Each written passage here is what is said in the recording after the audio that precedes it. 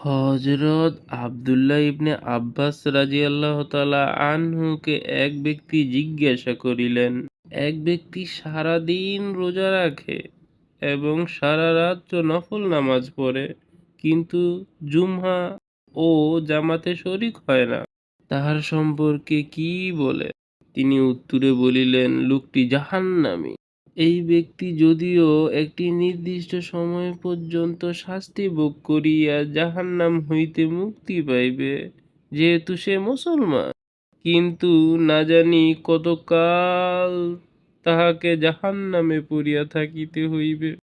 জাহেল সুফিদের মধ্যে উজিফা এবং নফলের প্রতি জোর দেখা যায় না, কিন্তু জামাতের প্রতি তাহার কোনো আক্ষেপ নাই।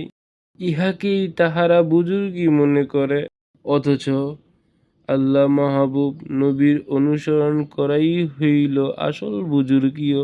এক হাদিসে বর্ণিত হইয়াছে, তিন ব্যক্তির উপর আল্লাহ তাআলার লানত বর্ষিত করেন।